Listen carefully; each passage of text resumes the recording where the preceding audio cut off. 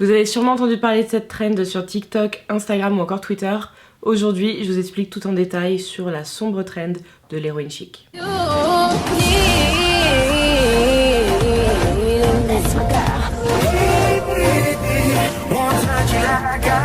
Hello mes poulets, j'espère que vous allez bien. On se retrouve aujourd'hui, encore une fois, je sais, énième décor différent, mais là je suis à l'hôtel, on est à Montpellier, donc j'allais tourner ici tout simplement. Voilà, d'où le décor qui a un peu changé entre temps. J'espère que tout le monde va bien. On va commencer avec un trigger warning sur cette vidéo. Il y aura un sujet qui va tourner autour des troubles du comportement alimentaire, des abus, de la drogue, tous ces sujets-là de comportement très dangereux envers soi-même. Si c'est quelque chose qui vous met mal à l'aise, c'est quelque chose qui vous trigger vraiment et que vous voulez pas en entendre parler, il n'y a aucun souci, sortez de la vidéo dès maintenant. Je préfère totalement que vous fassiez ça plutôt que vous faire du mal juste pour me rajouter une vue, ne vous inquiétez pas. Et encore une fois, avant que la vidéo commence, n'hésitez pas à vous abonner à la chaîne, ainsi qu'à me rejoindre sur Instagram, là où je publie, vous le savez, beaucoup plus au quotidien. Il y a aussi, il y a même TikTok. Même si je prends pas ça au sérieux, il y a même TikTok. Parce que justement, parmi les trends qui viennent et qui reviennent et qu'on n'aimerait pas voir, TikTok en fait partie. Et justement, en parlant de trends, on va rapidement parler du partenaire du jour, qui est Next Story. Je vous ai fait un épisode du podcast, il y en a qui sont pas au courant toujours que j'ai un podcast, c'est Night Confessions que vous retrouvez sur toutes les plateformes en fait d'écoute de podcast, donc Spotify, Deezer, Apple Podcast, Amazon Audio, Napster, tout ce que vous voulez. Et je vous ai fait donc un épisode en vous disant que c'est finito pipo les résolutions pour la nouvelle année, mais j'avoue en avoir quand même pris une, ou en tout cas m'imposer quelque chose sur 2023. Et cette chose-là, ça va être de retourner à la lecture. Parce que c'est quelque chose qui a suivi mon quotidien pendant tellement longtemps et avec l'arrivée du digital en fait, avec le téléphone qui prend de plus en plus de place dans la vie, Netflix et tout le reste, on va être honnête, j'ai délaissé les bouquins. C'est-à-dire que par exemple sur 2022, j'ai dû au total lire que 2 livres. C'est rien du tout quand je sais qu'en fait je pouvais en lire, je sais pas, trentaine, quarantaine par an sans forcer à la base, vraiment sans forcer. C'est-à-dire que j'enchaînais simplement, des fois j'avais carrément 2 ou 3 bouquins entamés en même temps. Et ce qui est trop bien avec le partenaire du jour, Next Story, qui est donc une application pour lire des livres sur vos téléphones, vos tablettes, tous vos appareils numériques, ainsi qu'écouter des livres audio. Pour moi, ça a été le game changer, et c'est ça qui est super bien, je trouve, pour contrer un peu l'ère du digital face à l'ère du bouquin papier. Sur Next Story, vous avez plus de 250 000 titres, et c'est vraiment la plateforme qui regroupe tous les formats, c'est-à-dire vous aurez de la BD, du livre audio, vous aurez du roman classique, vous aurez tous les formats qui seront présents là-dessus. Vous avez 15 heures d'écoute par jour. Bien sûr, j'ai fait une erreur, c'est 15 heures d'écoute par mois. Vous aurez plusieurs formats, vous verrez. Le lien est juste dans la barre d'infos, je vous le rappellerai aussi à la fin de la vidéo. Si vous voulez checker la plateforme ainsi que commencer un essai, vous avez plusieurs types d'abonnements aussi pour avoir plusieurs comptes connectés en même temps, pour cumuler le nombre d'heures aussi de livres audio, si jamais vous, c'est plutôt le format qui vous plaît. Et personnellement, c'est la toute première fois, c'est vraiment la première fois de ma vie que je me lance sur du livre audio. Bon, vous le savez, la Manon du coin, elle est très féministe, on le sait très bien, c'est assumé, il n'y a aucun problème là-dessus. Donc, j'ai commencé quelque chose que j'aurais dû peut-être lire depuis très longtemps, qui est Le deuxième sexe de Simone de Beauvoir. Et en livre audio, en fait, au début j'avais très peur, parce que je suis très format papier, j'aime tourner les pages, j'aime la sensation d'avoir le bouquin entre mes mains, d'avoir la tranche qui est là, de sentir l'angle, j'aime tout ça. Mais le format livre audio est hyper pratique. Pourquoi ? Parce que par exemple sur une journée où j'ai pas du tout le time comme hier en venant sur Montpellier, pas le temps, la fatigue et tout, dans le train je préférais franchement dormir et regarder des TikTok que lire à ce moment-là, mais j'avais envie de pouvoir avancer parce que le sujet est hyper intéressant. C'est hyper simple derrière ça, c'est que pendant ma douche, j'ai balancé un chapitre du livre audio. Et comme ça en fait tu avances quand même dedans. Et c'est un format je pense que je vais beaucoup plus creuser de ce côté-là. Et c'est super cool justement comme je disais avec Next Story, vous avez déjà plus de 250 000 titres, c'est énorme, mais en plus on est vraiment sur tout type de format, donc ça va s'adapter à tout type de lecteur. Donc n'hésitez vraiment pas à les BG parce que je vois justement sur les réseaux, vous savez avec BookTok qui est une partie carrément limite de TikTok, la tendance, si je peux appeler ça ainsi, de lire tout type d'ouvrage. Sur Next Story, vous aurez du développement de personnel, vous aurez des essais engagés, vous aurez comme j'ai dit des romans, de la fiction classique, je mets des guillemets à ça, il y a rien de classique justement, mais tout ce move fait du bien parce que justement on voit des personnes sur les réseaux utiliser leur réseau pour parler littérature, quel que soit le type de la littérature. Que vous lisiez des mangas ou que vous lisiez du Balzac, c'est de la lecture en fait. C'est tout simplement ça.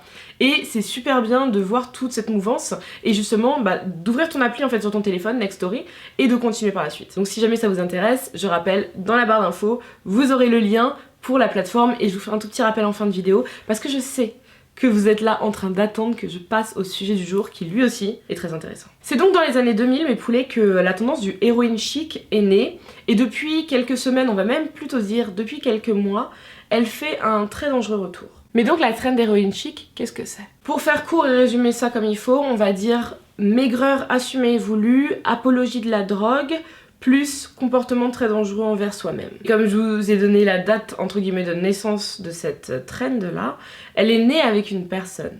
Alors vous ne la connaissez peut-être pas, dans la mesure où c'est donc Gia Carangi, si je prononce bien son nom de famille, qui est très malheureusement décédée à 26 ans en 1986, qui a lancé sans le vouloir cette tendance, ce mode de vie, le lifestyle héroïne chic. À l'origine, c'est le photographe Maurice Tannenbaum qui a fait la découverte de Gia, qui était juste une petite meuf de Philadelphie qui se baladait dans la ville très souvent avec ses potes, traînait énormément dans la ville, avec un jour un look qu'on pourrait considérer très tomboy, donc garçon manqué, vous savez, un petit look un peu motard parfois, et le lendemain elle pouvait avoir un look très girly, très princess, et c'est quelque chose qui a totalement tapé dans l'œil de Maurice Tannenbaum. Comme vous le savez très sûrement si vous vous intéressez un peu au mannequinat, très souvent même, quand une mannequin ou un mannequin est décelé, c'est par un photographe. Il y a des chasseurs de tête, c'est beaucoup plus pour du défilé quasi uniquement, mais vous savez vraiment, les visages de couverture, les visages de campagne, ce sont les photographes qui les décèlent, que ce soit aujourd'hui sur les réseaux sociaux ou en les croisant dans les rues, parce qu'ils ont ce côté justement chasseur de tête, parce que le photographe a tout ce truc, vous savez, cet œil qui sait que telle personne, son regard, les angles de son visage, son porté de tête, enfin toutes ces choses-là vont faire que c'est un visage qui est exploitable et qui va marcher à la caméra. Et c'est donc ce qui s'est passé pour notre petite Gia, qui à peine majeure fait son arrivée donc sur New York, où dès le début, c'est simple, elle a une ascension absolument fulgurante. Et ce qui est assez dingue, c'est qu'en fait elle est arrivée limite avec la peu-cou que j'ai aujourd'hui, donc une brunette avec des grosses boucles, face à une époque où toutes les filles qui percent dans le mannequinat, ce sont des blondes peroxydées, donc vous savez, vraiment décolorées et aux cheveux lisses. Donc elle est arrivée et ça clashait totalement avec le reste. On aurait pu se dire que cette fille-là va jamais percer parce qu'elle n'est pas dans l'air du temps, et pourtant. Que ce soit pour les campagnes d'énormes marques de luxe comme Armani et tant d'autres, à côté on a des covers chez Vogue, chez Cosmo, où on a des personnes comme Salvador Dali, ni plus ni moins que Dali, qui voulait absolument qu'elle soit son égérie, sa muse, qu'elle soit vraiment son visage. C'est-à-dire c'est simple, Gia Carangi, dès ses débuts, tout le monde se l'arrache et on la voit partout. Mais partout où il faut être vu. C'est ça qui est important avec sa carrière. Et dans un monde des années, à peine début des années 80, où vous le savez très bien, même aujourd'hui en 2023, les choses avancent mais pas assez vite, on est dans un monde des années 80 où les esprits sont encore fermés. Et malgré ça, Gia, elle assume totalement et elle hésite vraiment pas à être très frontale par rapport à son homosexualité. C'est quelque chose qu'elle a toujours assumé, le fait d'être lesbienne, et qui justement la rendait encore plus inaccessible pour les hommes qui la convoitaient derrière, parce que c'était en mode cette femme qu'on peut pas avoir mais que je veux tenter d'avoir quand même. Et c'est une dualité justement qu'elle s'amusait à ramener énormément, ce côté justement tomboy princesse qui est, vous savez, très souvent stéréotypé dans la communauté lesbienne. On a, à ce qui paraît, vous savez, des femmes comme l'actrice mannequin Ruby Rose qui était dans Orange is the New Black, cheveux courts, tatoués, mais avec quand même des traits assez fins, donc c'est le côté tomboy et tout ça. Et après t'auras vraiment la très girly girl où on ne s'attend pas et les gens te diraient « Ah bon, vraiment elle aime les femmes ?» C'est ce côté très stéréotypé qui a toujours été là vraiment, et elle s'amusait vraiment à jongler entre ces facettes là et à totalement assumer que tout ça était lié au fait qu'elle soit dans la communauté LGBT parce qu'elle est lesbienne et que justement elle s'amuse à présenter toutes ces facettes d'elle-même et à pas rester, vous savez, vraiment une seule et même personne qui rentre dans un seul moule. Et là je vous fais vraiment tout l'éloge de Gia, mais malheureusement elle sera ce qu'on appelle une étoile filante, dans la mesure où sa carrière sera éclair, et comme je vous l'ai dit, elle décède à seulement 26 ans, donc très jeune, trop jeune même, et ça a été un sacré enchaînement parce que en fait c'est simple, on est, même si Philly, donc Philadelphie est une grosse ville, comparé à New York c'est rien. Quasiment toutes les villes de cette planète, comparé à New York c'est rien. New York est une ville déjà qui est immense, mais en plus où le rythme, pour les personnes qui se plaignent du rythme des Parisiens, je peux même pas vous laisser imaginer à New York. À New York on est sur une intensité de malade jour et nuit. Et donc on a une petite meuf qui vient de Philly à la base, presque mineure en fait, et qui, enfin en tout cas pour les Européens, pour les Américains elle était totalement, et qui en fait débarque dans la Big Apple, dans la grosse plaque tournante américaine en fait, et qui est seule. Très simplement, elle était seule. Elle a commencé à se faire des amis. Très malheureusement, parmi ses amis, elle a eu un décès d'une amie très proche, une mannequin. On a eu par la suite son agent qui était devenue presque une maman de substitution parce que elle était loin de sa famille et qui, elle aussi, est décédée. Donc en fait, les personnes dont elle était plus proche sont malheureusement décédées. C'est pas une embrouille en mode ça va mal donc je suis un peu seule. Non, ces personnes-là n'étaient plus du tout là. Et donc à côté de ça, Gia, elle continue à avoir d'énormes contrats, à être mise sur toutes les plus grosses campagnes, et donc de plus en plus d'argent aussi, de plus en plus de fame, et elle traînait avec des gens qui en avaient tout autant. Avant que je vous fasse un dessin, si jamais vous savez comment se passe le mannequinat aujourd'hui, sachez juste que ce monde de la mode, dans ces années-là, c'est très simple. La personne qui ne consommait pas de drogue dure était considérée comme une personne à part. Tu étais la personne anormale. Fumer un joint de weed, c'était rien pour eux. C'était l'équivalent d'une cigarette. On parle vraiment de drogue dure. Et on va commencer au plus doux, qu'est la cocaïne. Et donc ce qui fait que très malheureusement, Gia a commencé doucement mais sûrement à tomber en premier dans la C. C'était la première chose. Et par la suite, il y a eu l'héroïne. Parce que ça a été dit par son entourage, c'est ce qui lui faisait tout oublier. Ça lui faisait oublier qu'elle allait mal, ça lui faisait oublier qu'elle était seule, ça lui faisait... En fait, ça la déconnectait de la réalité, mais le souci, c'est que la prise d'une drogue te fait soit planer, soit te déconnecte, enfin voilà. Mais c'est pendant un temps imparti. Et c'est le souci qui fait que derrière, la personne revient. Et la personne continue, et donc Gia est totalement devenue accro à la C et à l'héro. Derrière ça, elle a commencé, je vais pas m'étaler là-dessus parce que c'est pas ça le plus important, à avoir beaucoup de comportements de diva. Il y a eu même un voyage avec une marque pour une campagne où une des assistantes sur le plateau a osé, je mets des énormes guillemets, hein, jeter l'héroïne de Gia dans les toilettes parce que en fait, il y en avait marre, elle débarquait stone, elle était vraiment à côté de ses pompes, et doucement mais sûrement, on arrive de toute manière à une fin qui est annoncée parce qu'on est sur une période où le sida commence à pulluler. Gia, qui avait un petit côté hypochondriaque, était sûre d'avoir le sida, et toujours est-il que lorsqu'elle a été opérée, en fait hospitalisée pour une pneumonie très peu de temps après qu'elle ait commencé un peu à psychoter, les tests se sont tombés et elle était séropositive. Comme je vous ai dit, on est à une époque où ça commence à pulluler, donc déjà aujourd'hui, il y a des personnes qui sont très mal renseignées sur la séropositivité, qui pensent que si je tape la bise avec toi, si je bois dans le même verre que toi, il y a des risques, alors qu'il faut cesser ça, mais vous imaginez bien qu'à une époque où tout le virus commence à exploser de partout, les personnes se disent ah mais non, je peux même pas approcher en fait, j'ai pas envie de respirer le même air que toi. Et donc on est sur une Gia qui est hospitalisée, à des médecins qui certains refusent de l'approcher pour lui donner un traitement, et d'autres qui ont des combinaisons, mais vous savez, les grosses combinaisons qu'on voyait pendant le corona en fait. Alors que ça se transmet pas comme ça le sida, ça se... mais pas du tout. Et donc déjà elle a manqué de soins, et puis surtout on était à une époque où t'as pas la trithérapie qui est aujourd'hui, qui permet aux personnes de vraiment pouvoir vivre au quotidien. Donc très malheureusement, Gia est décédée à un âge très jeune et très isolé. Et c'est ni plus ni moins par la suite que Angelina Jolie qui en 1987 a joué le rôle de Gia dans un film éponyme qui d'un côté en fait ça a encore plus révélé Angelina Jolie parce qu'on avait une autre facette de l'actrice, quelque chose de plus profond, des rôles plus travaillés avec plus d'émotion, mais le souci aussi c'est que quand tu mets une personne qui commence à être un peu iconique comme Angelina à ce moment-là, pour jouer le rôle de celle qui est jugée comme étant la première supermodèle en fait, tu rends tout le monde plus iconique. Et c'est très problématique parce que Gia n'aurait pas dû devenir une icône par rapport à son lifestyle. Et c'est ce qui a commencé à se dérouler. C'est donc le moment de se tourner vers la récupération. Parce qu'en très peu de temps, surtout après le film qui a fait un énorme boom, on a tout le monde de la mode, donc que ce soit les mannequins, les agences ainsi que les marques, qui doucement mais sûrement commencent à vouloir tendre vers le lifestyle représenté par Gia, qui, rappelons-le, est très négatif et mène vers la mort. Parce que quand bien même Gia est décédée des suites de son sida, elle serait, je pense, malheureusement, décédée assez tôt, vu la consommation de drogue dure qu'elle avait. Donc que ce soit dans les défilés sur les podiums, ainsi que sur les couvertures des magazines, toutes les plus grosses campagnes, on commence à voir s'afficher des mannequins avec une maigreur qu'on n'avait pas vue jusque-là, ou très peu en tout cas, un teint blafard, des cernes, vous savez, un look un peu grunge, un côté laissé aller, mais laissé aller, vous savez, un peu quand même chic romantique. On a tout ce mélange qui en fait arrive en énorme clivage face au style de mannequin qu'il y avait à cette époque-là, qui étaient des femmes qui étaient assez athlétiques. Et là on arrive sur un clivage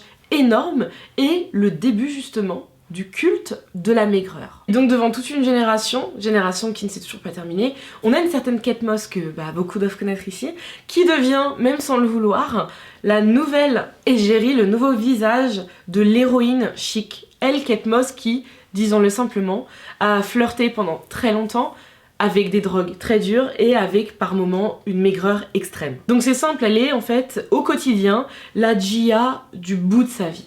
Voilà. Et sauf que les gens se disent waouh, ça c'est vendeur, ça c'est ce qu'on veut maintenant. Et bien entendu, j'ai pas besoin de vous l'expliquer, c'est là que c'est problématique. Et comme vous le savez pour beaucoup, c'est à partir de ce moment-là qu'on a eu un certain virage et que la discussion a commencé à s'ouvrir autour des TCA, mais très principalement de l'anorexie. Parce que c'est là où dans le mannequinat justement, vu qu'on a le culte de la maigreur qui est arrivé, vous le savez très bien, les mannequins, qu'elles le veuillent ou non, sont des influenceuses. Voilà, elles sont des influenceuses et le comportement de celles qu'on voit devant des énormes marques qui représentent à elles seules des marques de prêt-à-porter de luxe, de parfums, de bijoux, tout ce que vous voulez, ce sont des personnes auxquelles on a envie de pouvoir ressembler pour beaucoup. Je dis pas tout le monde, mais pour beaucoup. Dans tous les cas, ça tend à créer un nouveau standard de beauté. Et donc là, le nouveau standard, c'était la maigreur. Pour arriver à cette maigreur, si c'est pas votre morphologie de base, c'est très simple, on connaît le recours. Le recours, celui donc de beaucoup de mannequins, de ne quasiment plus manger, de se faire vomir le peu que vous mangez ou le trop que vous mangez. C'est vous qui voyez. La conversation autour des TCA a commencé à s'ouvrir, comme je l'ai dit, principalement l'anorexie. Mais le souci derrière ça, c'est que, ok, on a commencé à en parler, mais c'est là où on a commencé à s'y enfoncer réellement aussi. Et donc, qu'en est-il du retour de la trend héroïne chic? J'ai pas besoin de vous l'expliquer normalement, depuis genre 1 ou 2 ans. Vous le voyez partout dans la rue, sur les réseaux. On assiste très clairement à un revival de la période Y2K. Donc vous savez, la période des années 2000, début des années 2000. Vous le voyez très très bien dans la mode. Déjà, juste au niveau en fait de ma coupe aujourd'hui, là on n'est même pas sur 2001. Là franchement, on est sur Farrah Fawcett carrément. Mais on a tout un revival qui s'enchaîne. Que ce soit au niveau des bijoux, au niveau des accessoires, on revoit des téléphones à clapet. Si le Samsung Z Flip existe, ce n'est pas pour rien. C'est un revival, mais à la mode d'aujourd'hui. Niveau trend, vous voyez très bien les jupes parachutes, les pantalons parachutes, les crop top papillons, vous avez vu toutes ces choses-là. On a encore les lower back tattoo carrément qui sont en train de faire leur retour. On est sur un pur revival des années Y2K. Tout est en train de revenir petit à petit. Mais il fallait donc s'attendre malheureusement que dans l'esthétique de cette époque, où on avait, faut le dire, de partout, une maigreur assez assumée et voulue, ainsi qu'un fanatisme des drogues dures, fallait s'attendre à ce que ça aussi ça revienne. On ne le voulait pas pour la majeure partie je pense, mais fallait s'y attendre. Quand on voyait Paris Hilton sur toutes les couvertures, franchement c'était la peau sur les os. Et on te disait genre Paris plus en forme que jamais, parce que c'est ça qu'on nous expliquait. C'est ce qu'on nous expliquait, qu'il fallait atteindre ce stade-là pour être bien physiquement. Il fallait s'attendre à ce que ça revienne aussi. Il n'y allait pas avoir que les vêtements des années 2000 qui allaient faire leur retour, c'était certain. Parce qu'avec par exemple une Kim Kardashian qui déclarait publiquement à tous les médias faire un régime ultra drastique, draconien, qui la mettait en PLS, où elle avait des vertiges, tellement elle mangeait peu. Tout ça pour rentrer dans la robe de Marilyn Monroe pour le Met Gala. Avec à côté sur TikTok la trend des personnes qui utilisent des médicaments. Vous savez, les seringues pour les personnes atteintes du diabète. Mais apparemment c'est un coupe-faim qui fait perdre du poids. En fait on est sur plein de choses comme ça qui sont tellement assumées maintenant que obligatoirement on allait foncer la tête la première dans ce mur-là. Et vraiment perdre pied. On a également à côté de ça des séries comme Society ou Euphoria qui ont remis vraiment au centre de la vie des jeunes la drogue dure. Dans Society, je suis quand même devant des jeunes lycéens qui sont en train de sniffer de la coke dans une salle de bain. Et il y a personne qui semble dire qu'il y a un problème. On est sur des jeunes qui se font tourner des pilules dans Society. Euphoria, il y a des moments, je n'ai pas regardé la série, mais j'ai regardé tous les avis par rapport au traitement du sujet de la drogue, mais des personnes qui te disent que des fois t'as l'impression vraiment d'être dans une propagande, d'avoir un truc en mode limite, c'est chill, on est dans cette esthétique, oulala, il y a du make-up, il y a des glitters, il y a Zendaya, et il y a de la drogue giga dure. Mais tout semble normal en fait, il n'y a pas le côté moral qui est derrière et qui devrait être là.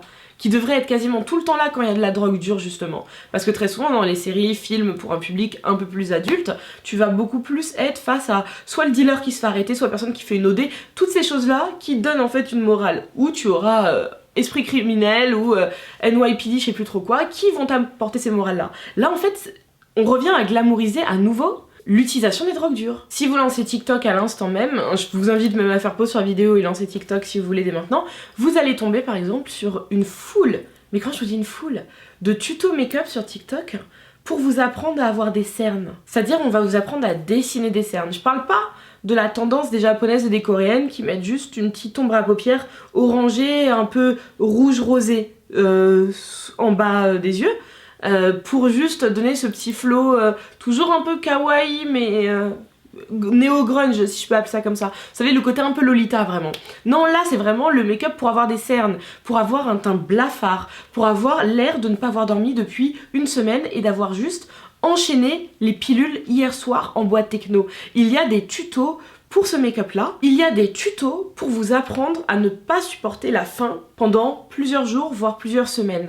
Et je vous parle pas de jeûne pour votre santé, je parle du fait de prendre du papier toilette, de le mettre dans de l'eau, de l'avaler pour vous bourrer le ventre, mais ne pas prendre de calories. Je parle de ces tutos là qui sont en train de tourner sur TikTok. Et le souci, c'est qu'il y a une réelle audience derrière ça. Et donc justement, là on est en plein dedans. Ok, on a le revival de Y2K, mais à côté de ça, on voulait pas de tous les comportements dangereux, surtout en matière de TCA justement, parce que c'est la création des TCA. On est à l'origine même là. Et c'est assez ouf parce qu'on a eu un gros virage depuis, je sais pas, 2015-2016, ouais, un gros virage du monde de la mode vers plus d'inclusivité, vers le body posy, où enfin, par exemple, le défilé Mugler qui a eu lieu l'autre jour pendant la Fashion Week parisienne, là, on a eu sur la même scène, on a eu de la mannequin filiforme, vous savez, la mannequin classique, dite standard pour du catwalk, et on a eu que j'adore, Palomija, alors Palomira, je crois que ça se prononce comme ça, son pseudo Instagram, donc Paloma, Essler, je sais jamais comment on se dit son de famille, qui est une mannequin plus size chez Esther Manas aussi, et qui est mais géniale. Elle est trop belle, mais donc t'avais des meufs comme ça, qui ont genre, je sais pas, vingtaine de kilos de plus que moi, qui pourtant mangent bien à la cantine, et à côté t'avais les mannequins dites filiformes, la mannequin classique cabine. T'avais ces meufs là qui sont sur le même catwalk pour Mugler, sur une semaine de la haute couture.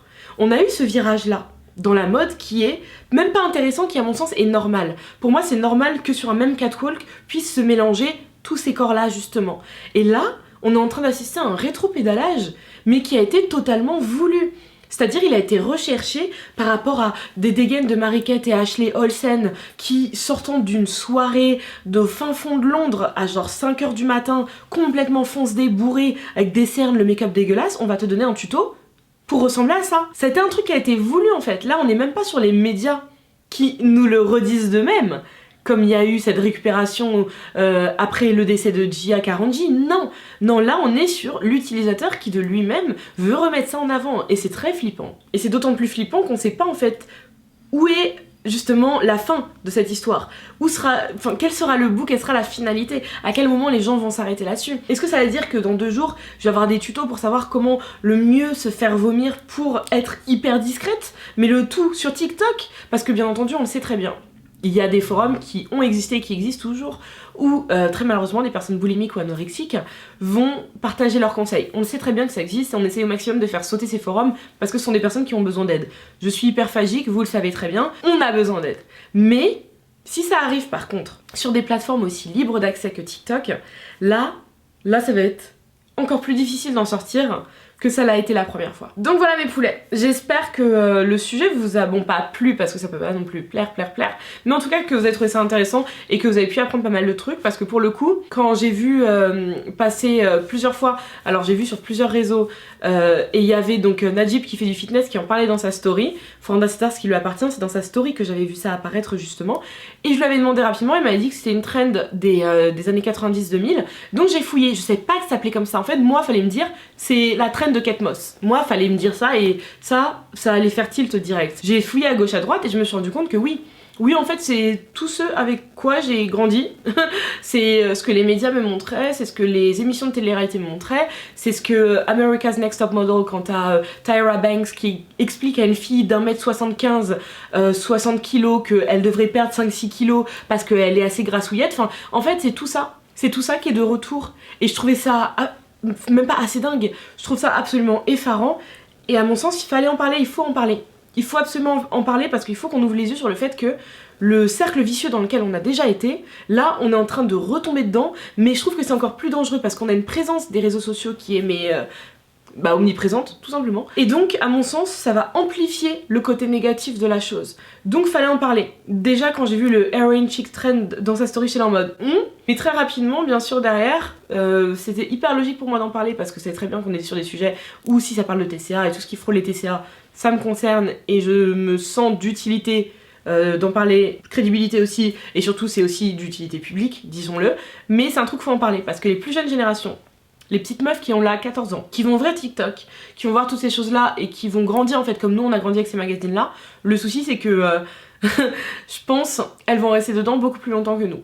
Et nous qui regardons nos anciennes photos en nous disant putain là je pensais que j'étais grosse, elles c'est un truc, ça va être implanté dans leur cerveau parce que la manière dont TikTok rentre dans le quotidien des gens, dont les réseaux aujourd'hui sont en train de régir même beaucoup de nos comportements, d'un côté ok cool, c'est intéressant à étudier, mais d'un autre c'est tellement dangereux que ce serait bien quand même de diminuer un peu la cadence. Mais donc si jamais vous êtes très intéressant, vous savez quoi faire comme d'habitude, vous lâchez un pouce bleu, n'hésitez pas à vous abonner à la chaîne, et surtout comme je l'ai dit, dans la barre d'infos vous allez retrouver le lien vers la plateforme, le lien d'essai pour Next Story. N'hésitez vraiment, non, je vous le dis, vous avez en plus le droit à un essai gratuit. N'hésitez surtout pas à les tester parce que je sais qu'on est très nombreux et nombreuses à avoir délaissé la lecture pour les réseaux sociaux ou même pour un quotidien qui juste où on n'a plus trop le temps, où on veut plus donner le temps aussi. N'hésitez pas parce que c'est un retour qui fait du bien, genre j'ai commencé 2 bouquins dessus, un en audio, un plutôt en livre numérique j'irais dire, qui est un de Stephen King parce que je reste bien entendu aussi dans mes basiques de ce côté là.